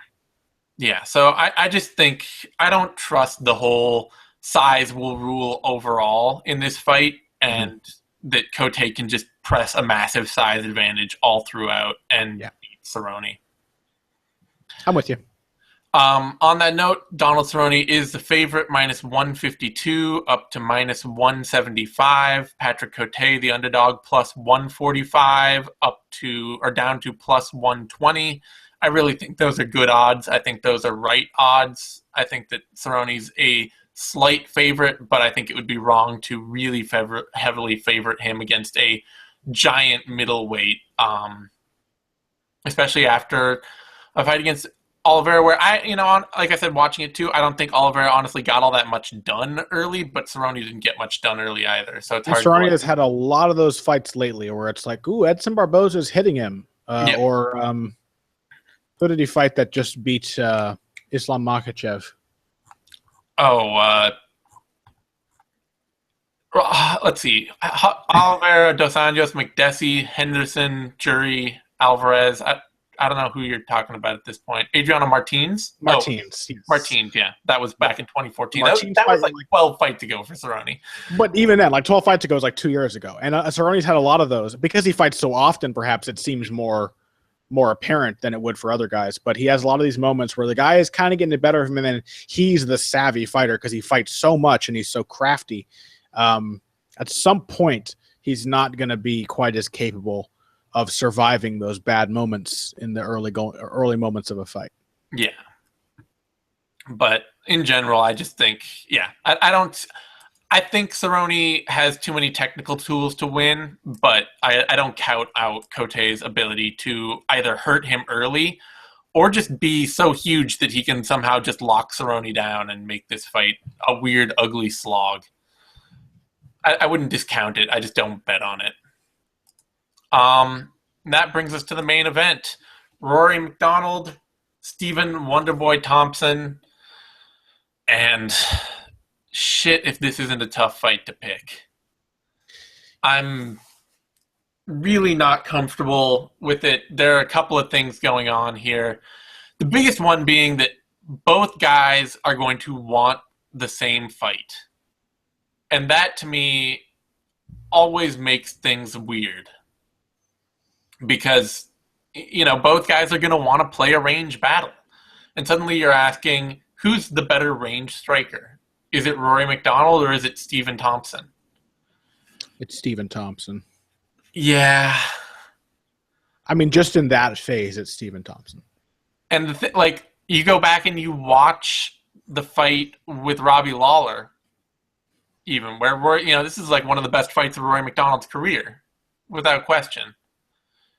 And for the first round, all he's doing is sitting on the jab and picking spots. That's it. And how long can you do that against Thompson? Because it's not, with MacDonald, it's not a question of but that's just because it's Robbie Lawler. First round of his fight with Tarek Safadine, all he's doing is sitting on the jab and picking spots outside. All he's doing against Tyron Woodley is sitting on the jab and picking spots outside early. Like, this is who Rory MacDonald is. He is a fighter that wants to start out the fight by staying outside and getting comfortable and starting to bait. He wants to build a game that evolves later, where he's setting up the same feints over and over again and the same strikes over and over again, so that late in the fight, you've seen these things so many times that you think you know exactly what's coming, and then he changes it up. And suddenly you're falling right into something else totally different. That's the game Rory MacDonald is trying to build. And against Thompson, does he get the chance to do that? Does he get the opportunities to build that kind of game? Now, on the same side with Thompson, like, going back for me to that fight against Hendricks, you're still talking about a fight early where Thompson did get hit a few times by Hendricks. He did get backed up into the fence. He did get pushed on his heels a bit. He is very focused on being a counter puncher early, I think, and just in general. Like, he wants guys to come in with somewhat sloppy strikes that he can really counter over. And once he has momentum on his side, once he started to hurt you with those counters, then he'll turn it up and go offensive and just start pouring out everything from all sorts of different unpredictable angles that you can't begin to guess at. And the fact that you've been slightly stunned, suddenly, you're seeing limbs flying at you from every angle, and you have no hope of regaining any sort of equilibrium or finding your footing back in the fight. But I do wonder, does he get the opportunity to land those great counters against MacDonald, who slips well, who stays so defensive and so defensively sound, who moves well off his jab, who keeps a consistent jab going. So it's not like Johnny Hendricks, who's just sort of, okay, I'm gonna try to walk straight in with one big strike and walk into the pocket where I can start throwing combos. MacDonald's not going to do that. MacDonald's just going to probe and probe and probe. And I have to wonder about Thompson's success against somebody who's going to fight like that, because we haven't really seen him fight somebody like that. I mean, I guess you could say Robert Whittaker, but Whittaker's a very different striker than Rory MacDonald. Yeah, and MacDonald's also the first guy who is Thompson's size. He's actually the same height and has an inch of wingspan on him. Exactly. So it creates this really strange game to me where I'm questioning, does MacDonald get the time to set up the deeper striking game and the deeper offense he wants later in fights, after people have gotten baited into all these consistent jabs and feints and are just so tired of seeing the same thing over and over again that they just lapse mentally into this trap that they can't escape? And does Thompson get the momentum to be creative in the ways that he wants to and that can really take this fight over for him? I kind of feel like I have to bet on Rory MacDonald in that situation. I feel like he can stay defensively safe enough to not let Thompson build that momentum. And then as the fight wears on, his game will be the one that really implements itself well. But I'm not comfortable with that. I'm leaning MacDonald because I guess I'm trusting him to bounce back off the best fight of his life that also happened to be a loss. But it could be a soul-crushing loss. It could be a loss that just ruins and changes his game forever. Mm-hmm. Or it could be that, Thompson really just does have this, his cage craft is so much better than 95% of the division that could just be an ace up his sleeve for him against almost everybody. And it could be the same thing here. Yeah, that loss, I think, would devastate another fighter. Like, that was a very difficult, grueling fight. MacDonald went to hell and back and then came up short in a very sudden fashion against fifth-round Robbie Lawler. Yeah. So, but I think Rory MacDonald is not joking when he posts Instagram photos of that fight with both of their bleeding faces and captions it "good times." Yeah. I don't think it's a joke. I think he knows that it will strike people and make them be like, this guy's a weirdo, but I don't think he's doing it just to be funny. I think he really That's the happiest memory of his life. Yeah, he called it the best day of his life. He's a little like Tandem McCrory. He's a little bit of a maniac. He's not like a crazy unhinged guy, but he just doesn't process trauma, I think, the way other people do. He's so cold and calculated that he's just okay with it. To him, it's just part of fighting. And I think if Rory MacDonald, I've slowly sold myself on Rory in this fight when I was really flip-flopping between the two a couple weeks ago. Some of it, I'm always worried that I will sell myself on a guy because I want to look for reasons for them to win. So I don't know how much I can rely on this, but there are a couple things that stand out to me. One, I think if Rory only fights a range fight with Stephen Thompson, he would lose. I think he can't just sit at range. And I think Thompson has more tools. He has better head movement and is just very creative. But I think MacDonald, more than any other guy Stephen Thompson has fought, is more capable of competing at that range long enough to find ways to apply the other parts of his game. Rory's a good kicker. He has good footwork, and he fights very long with a very good, crisp jab, and he knows how to follow up on it. He will attack the body, which is really good for him. I think that against another fighter that like with this kind of skill set, the chances of him being stuck in that game might be greater. But something has kind of occurred to me recently, and it's that I'm not sure that Stephen Thompson can go for 5 rounds doing what he does. Bouncing around, throwing all of these, he doesn't like fling a lot of power into things, but kicking is exhausting. That's a lesson that's been in my head ever since that Aljamain Sterling Brian Caraway fight. Guys who rely a lot on their kicks, it just takes energy. Instructors use kick drills for conditioning for a reason, because throwing your whole lower body around, throwing the heaviest limb on your body around over and over is very tiring, even for a guy with as much experience and as much dexterity as Stephen Thompson. And so he has looked pretty tired in a lot of his fights going into the final round when he hasn't finished a guy early. He looked pretty tired against Cote. He looked tired against Nashawn Burrell, and he definitely looked tired against Matt Brown.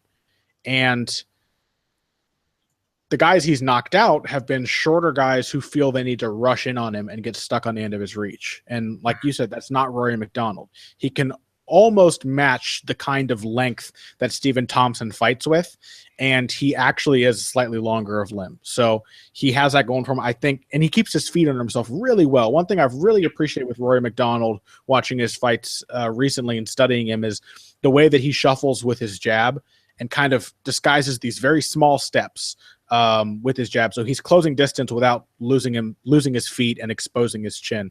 That's something GSP was very good at. I think it seems to be a thing that Faraz or whoever is the boxing coach at TriStar teaches very well, and Rory does it really well. So I don't think he's going to be running into the big counters. He will probably be losing the first round or two at range while he figures Thompson out. But as Thompson slows and as Rory finds the entries he likes into the pocket boxing, which he's at least as good at as Stephen Thompson, and the clinch, which he's probably better, and the takedown game and the jiu-jitsu, which I have to believe he's better than Stephen Thompson. As those start to open up for him and as Thompson starts to slow down, I think Rory MacDonald will take this fight over. So I think it's going to be really tight and competitive. I wouldn't be shocked if Stephen Thompson landed something big, a spinning kick to the head or something early and hurt Rory. He has not been the most durable guy, but he just that calculated, methodical approach. You kind of mentioned it as a weakness. To me, it's Rory's biggest strength. It's the thing that allows him to go into a fight like this where he doesn't necessarily have all of the advantages. And like the Damian Maia fight, he can adjust and come back to win a fight that isn't going his way early. So I don't know that I'd necessarily say it's a weakness. It's just it's both a weakness and it's both. Strength. Yeah. It's both. It means he fights at a really slow pace and doesn't put a ton of output out there and doesn't do a lot to really dissuade guys who want to come after him early on. But it also means that he's in there, he's watching, he's studying how they react to his jab and his movement and finding ways to advance his game plan. So and the thing is too, though, is it's not like he's just sitting there waiting. Like he is a very consistent jabber. I wouldn't even say that it's necessarily like him losing the first round. Like, he didn't lose that first round against Robbie Lawler, or if he did, it was by a fraction. But it's that he's just that he's not being exciting. Like, he's not a risk taker until he figures out what risks are the right ones to take. Exactly. And so I think too, he's an excellent long fighter. That's the thing too. That's really like, you look at his stance and how he moves. He's really excellent at keeping a great base and getting the perfect extension on his strikes as he's throwing. Yeah, I feel like Stephen Thompson, I was going into this thinking Rory MacDonald has the edge as a pocket combination fighter, but Stephen Thompson's good there, and he has a few things going for him that Rory doesn't have. Rory has really stiff back and hips. He doesn't slip very well. He doesn't move his head that well. He's pretty upright, and he doesn't get his legs into his punches that well. Stephen Thompson does. I think he hits deceptively hard as a result, and he's very good at pulling just slightly out of range without having to move his feet. So I think those things will give Rory trouble. But again, I think Rory's advantage is that he has a very efficient style that he can continue to prod away and find the ways to get around what Thompson is showing him without being so reckless that Thompson hurts him early in the fight. I also think that Rory's faster. Just pure hand speed. Hand speed, probably. His hands are very quick. Yeah, I think pure hand speed, he's faster, and that may mean that if he's able to, that's too, I thinking about the Patrick Cote fight too, Thompson really did not get a lot done in that fight. It was not a thrilling, oh my God, offensive output clinic, in part just because Cote really just stayed safe and stayed on the outside and didn't try to do anything big. And, he couldn't get anything done because he doesn't have the same kind of range game jab and boxing or kickboxing that MacDonald does. But he also kept himself fairly safe for most of the fight. And I feel like MacDonald out there doing that same thing with greater hand speed and a really consistent jab, we might just see Thompson kind of frozen for long stretches, not being able to figure out exactly what to throw when because he's not getting the big counter opportunities he wants. Rory's not going to give him the kind of openings he usually wants. I also think this is the kind of fight where Stephen Thompson could win the first 3 rounds, and I think he has every possibility of doing it still, and still end up getting finished in the 4th or 5th, just because of the fact that he uses so much energy for his style and that he does tend to slow down. And Rory fights with a chip on his shoulder in a way that I think really suits him for 5-round fights. We have seen him put on some brutal beatings in the 3rd rounds of a lot of his fights. When he got hurt by Robbie Lawler, granted, Robbie Lawler's outdone him both times in the later rounds of his fights, but Rory has competed both times, and that's Robbie fucking Lawler we're talking about. Rory, you don't try to match chip on shoulder with Robbie Lawler. He ended the first Robbie Lawler fight going crazy from top position, and he put a ton of volume out trying to finish Robbie in the 3rd and 4th rounds of their second fight. And then when he fought Damian Maia, he got dominated in the 1st round and then crushed Damian Maia for the rest of the fight. He's the only guy, by the way, this is an accolade worth celebrating, the only guy other than Jake Shields, who is Jake Shields, to have been taken down and controlled by welterweight Damian Maia and still found a way to come back and win. Nobody else has done that. I mean, that says a lot about the well-roundedness of Rory MacDonald's game and a lot about his jiu-jitsu. I think part of his success in that fight was he was calm and composed, but he made Maia work hard enough trying to pass his guard that he exhausted himself. Yeah. And I think he can do something similar in the striking game to Stephen Thompson. Yeah, Thompson really has a great shot at winning this, and I don't want to take that away. Yeah. There's every chance that Rory flicks his jab out a few times and Thompson just comes over him with a switch head kick or something and he buzzes him, and from that point in the fight, Rory is fighting, tentative or weird and can't find his range or any of the strikes he wants, and Thompson is able to do his game or play his game. But Rory has given me a lot more of the consistency I would bet on at the elite levels of the sport. He's one of the best guys in that regard. Like, Rory MacDonald is not always thrilling.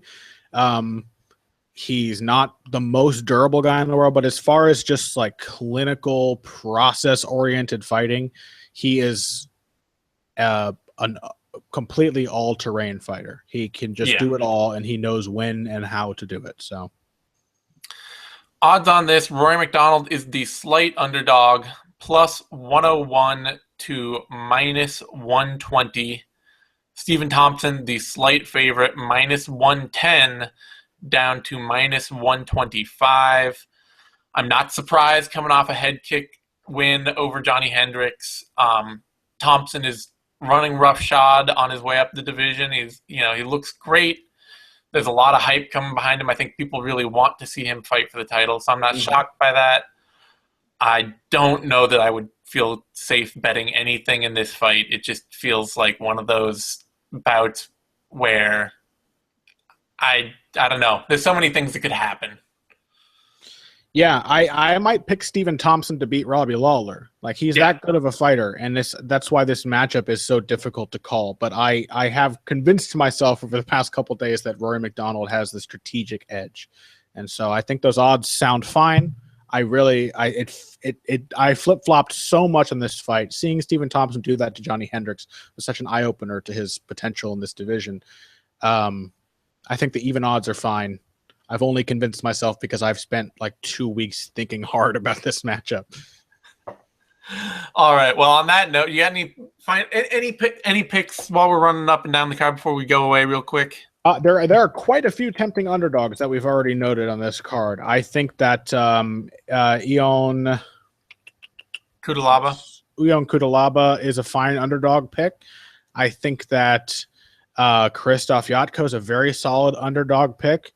I think we talked about Joe Soto. I don't think those lines are quite wide enough for me. Yeah. But I think that what was the other one that I really liked? I like Leandro Silva as an underdog too. Plus 170 on Leandro Silva, I think is pretty tempting. Yeah, there are quite a few of them, and then there are a couple others where you could pick result-specific prop bets, like going with Alvey by KO or going with Bossé by KO. It improves the odds. I think those were like plus 100. So I would bet on that before I bet on the straight odds in that fight. Yep. I would also say I think that a bet on Létourneau as a favorite at minus 167 is good value. I think that she deserves to be higher odds than that now. Yeah, you kind of convinced me. I think that's not a bad bet. It's the one favorite bet on this card that I think the odds are tempting enough and the matchup one-sided enough to warrant a little money. Yeah. All right. Well, on that note, you can find me on Twitter at TheZaneSimon. You can find Connor on Twitter at BoxingBush. That's BUSCH. You can find both of us over at BloodyElbow.com. Give this video a like. That's a thumbs up. Subscribe to MMANation.com over on YouTube. That way you'll get all the latest Bloody Elbow shows, videos, analysis, all that good stuff. We're going to have the MMA Prospectus tomorrow, do a 6th round. Then we'll be back next week with the Knuckle Up. And is there a fight next week? I feel like, is that Dos Anjos versus Alvey? No, so there's no fight next week. We've got time off after that. Next thing coming up is the triple header weekend with Dos Anjos, Alves, Joanne versus Gadelha, and UFC 200, which is just going to be an insane run of all the fights in the world. What's our plan for the Vivisection for that weekend? We are probably going to do a double-header Vivisection for the Dos Anjos, Alves, Gadelha, Joanne fight, and then a UFC 200 Vivisection by itself. And I'm not going to plan on doing any other Vivisection shows that week because I don't think it doesn't make sense. You can't counter-program that with anything. No one cares about anything else that's happening that weekend. Yeah, so that will be our broadcast plan for that week. In the meantime, we'll have If I Did It and Knuckle Up and Prospectus and all our other and Heavy Hands and all our other regular weekly shows, so you can catch us there. Thanks everyone for tuning in. We'll see you next time.